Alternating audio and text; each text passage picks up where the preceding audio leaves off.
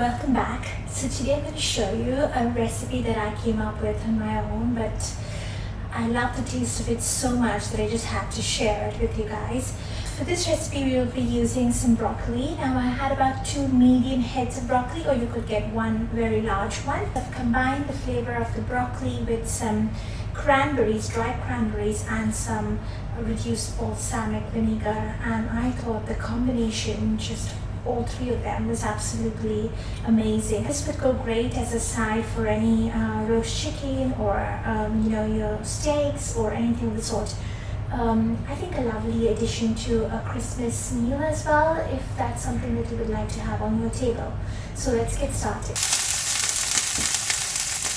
Now I like my broccoli with a little bit of crunchiness, so don't overcook it.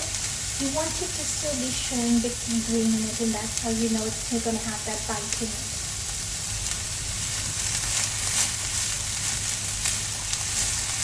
Cranberries are my new favorite thing to add. I just like the slight tartness that is in the cranberry, the bit of sourness, the bit of sweetness, and I think it just accompanies any dish really well. So that's my new favorite that I seem to want to add in almost anything I can.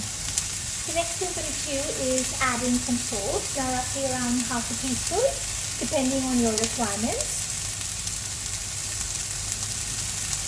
Now I'm going to add in my cranberries, these are dried cranberries.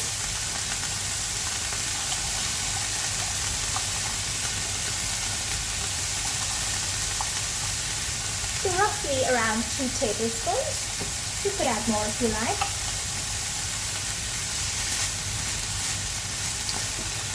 For me, cranberries seems really festive, almost Christmas Eve, and I think this is a great dish to have as a side on your Christmas table. And the cranberries will also kind of plump up as they cook in the oil. So when you bite into them, you get a little juicy burst of flavor. Now I'm going to add in my balsamic. This is aged balsamic.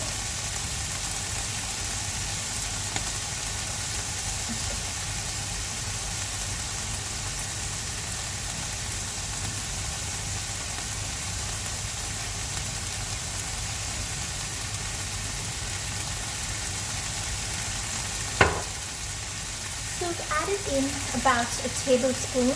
Now I'm going to let this cook for about another 5 minutes, and my broccoli is good to go. Now all of my recipes are linked to my blog.